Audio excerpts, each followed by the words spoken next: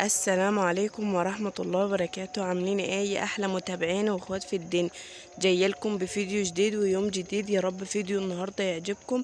لو عجبكم الفيديو يا ريت بقى ما تنسونوش باللايك والاشتراك وتفعلوا الجرس عشان كل ما انزل فيديو يوصل لكم. هعمل معاكم النهارده ان شاء الله الغدا. يا رب الفيديو كده يكون خفيف ويعجبكم. طبعا مسكت فرختين من اللي عندي اللي تحت، دبحتهم كده ونضفتهم زي ما انتم شايفين.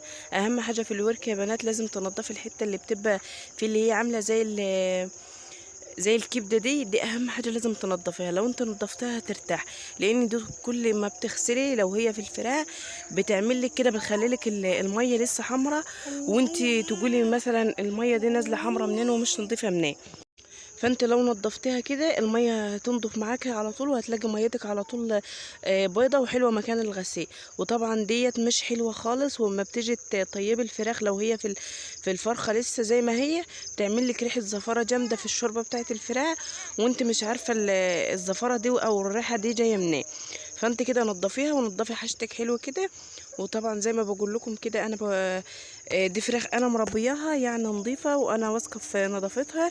وطبعا الرجول يعني نضيفها زي ما شفتوا كده، لان طبعا تحتهم على طول نضيف.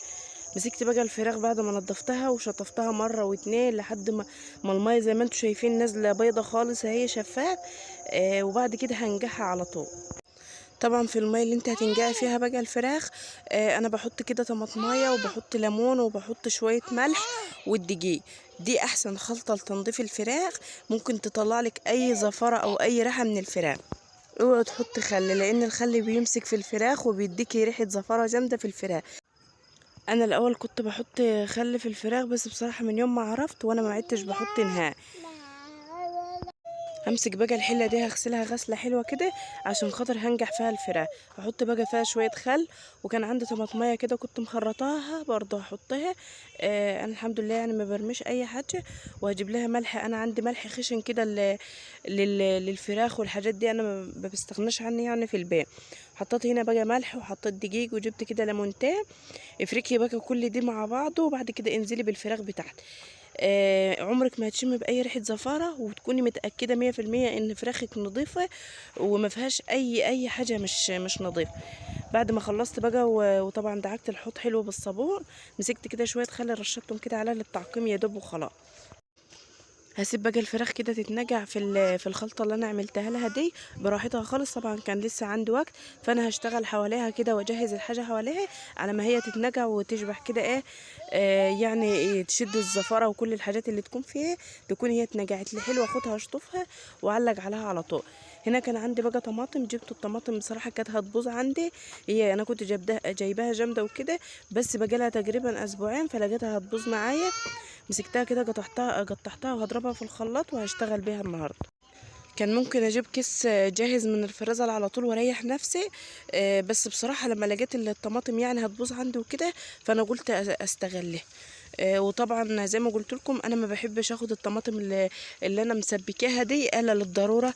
مثلا يوم مستعجله بطلع الكيس على طول واشتغل بيه. مثلا ما عنديش يعني إلا على قد سلطه وكده طماطم، فبشتغل بيها برضو على طول. مسكتها بقى نضفتها حلو كده وهحطها بقى في الخلاط واضربها حلو. واهم حاجه لازم تصفيها، اهم حاجه لازم تصفي الطماطم بتاعتك.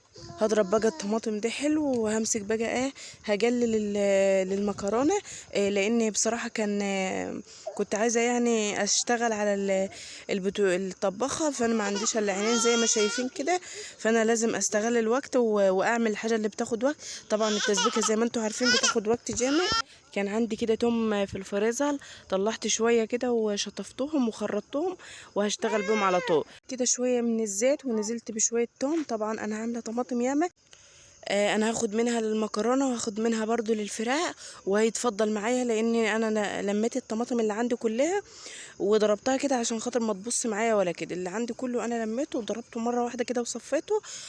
ولو تفضل حاجه هشيلها. وطبعا انا عامله كميه توم كبيره عشان خاطر تكفي يعني معايا الطماطم كميه كبيره. هصفي بقى الطماطم ديت زي ما قلت لكم، اهم حاجه لازم تصفيها عشان البذر وكده. مهما يكون خلاطك مهما يكون يعني خلاطك بيضرب الحاجه وبينعمها، فانت مش هتخسري حاجه يعني لما تمسكي المصفى وتصفيها وانت واقفه في ثواني كده. هصفي بقى الطماطم دي حلو، وبعد كده هحط التوابل على الصلصة واركن. يبقى كده خلصت معايا الصلصة، واشوف حاجة تانية غير تتسبك بقى براحتها، واسيبها على نار هادية خالص تتسبك. حطي بقى التوابل اللي انت تحبيها براحتك انت. عايزه تحط لها بقى مكعب مرق، يا ريت تحط لها مكعب مرق الدجاج عشان خاطر تطعم معاكي المكرونه وتديها طعم حلو. ههدي عليها النار بقى واسيبها براحتها خالص كده لحد ما تتسبك معايا، واخد اشتغل منها على طول. يبقى انا كده عملت في حله واحده للمكرونه، وعملت للفراخ، وعملت للفراخ يعني تحمير الفراخ.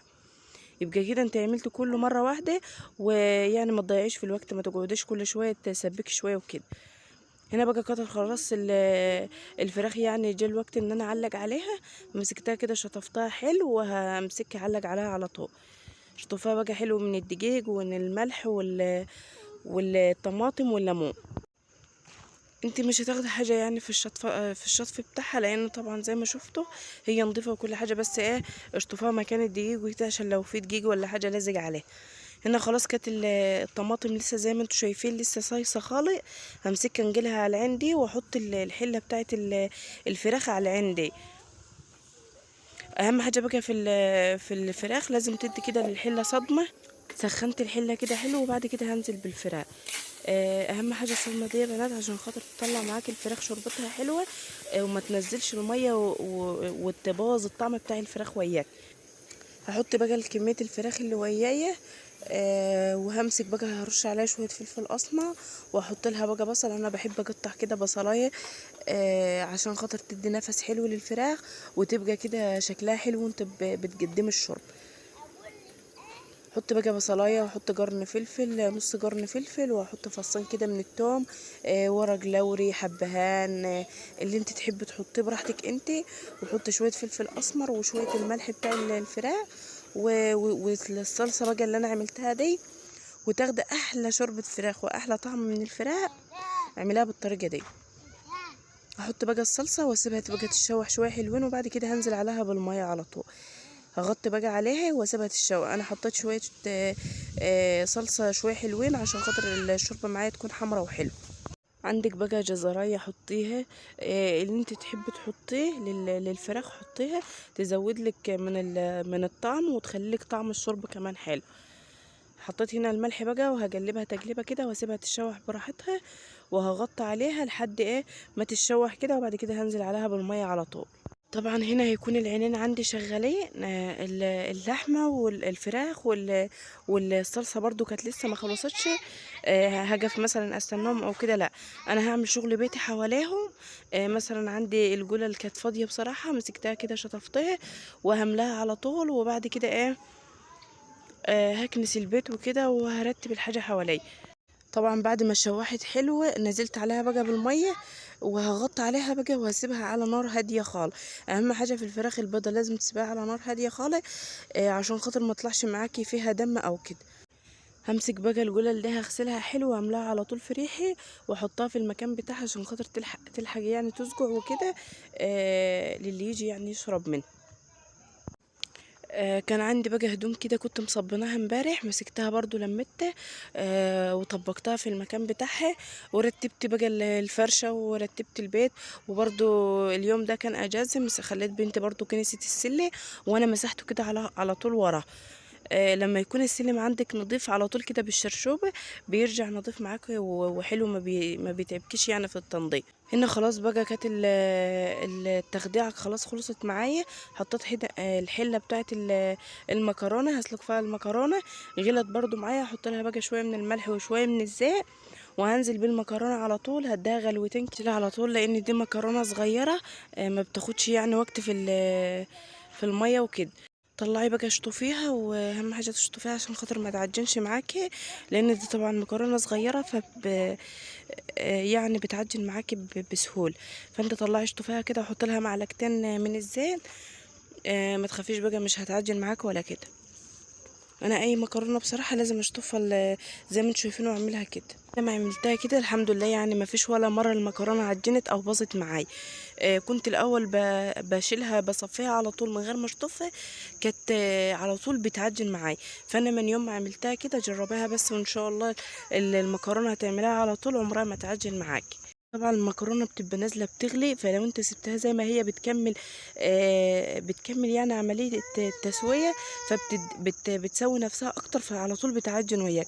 فانت بتلحقيها كده على طول وتنزل عليها شويه ميه ساقعين فتوقف التسويه بتاعتها. بعد ما اتصفت حلو بقى في المصفى، مسكتها كده نزلتها في الحله، واحط لها بقى الصلصه، واحط لها كده شويه من الكمون او شويه من الفلفل.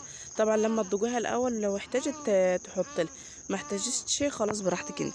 حطيت كده معلقتين من الزيت وقلبتهم حلو، وهنزل بالصلصه على طول. حط بقى صلصه لحد ما اللون بتاعها يكون مظبوط معاكي، غطي عليها وسيبها على نار هاديه خالص.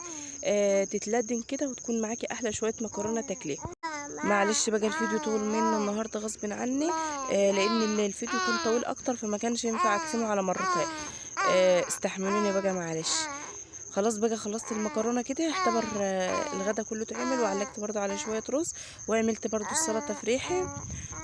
وده كلته طلعوا بقى من الجمع، لقوا الاكل محطوط، وحمرته بقى برضو الفراخ في الفرن. هاخد بقى كده شويه من الصلصه واحط عليهم شويه زيت واحمر بهم الفراخ. احلى فراخ ممكن تاكليها متحمره، اكنك شوياها في الفرن، اكنك يعني شوياها ومتبهدله في التتبيله والحاجات دي كلها.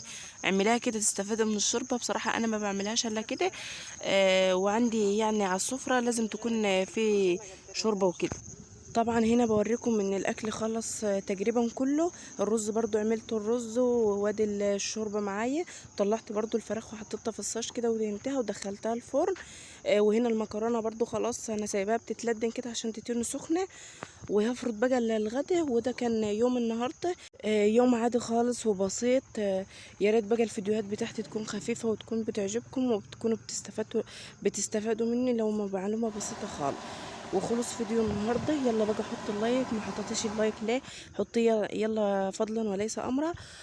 وطبعا عملت السلطه، وشوفي بقى شكل الفراخ. عايزاكي بس تجربي الفراخ كده وتدعيلي. شايفين بس اللون اكنك شوياها على الشوايه كمان. بس هنا خلص فيديو النهارده. استودعكم الله والسلام عليكم ورحمه الله وبركاته.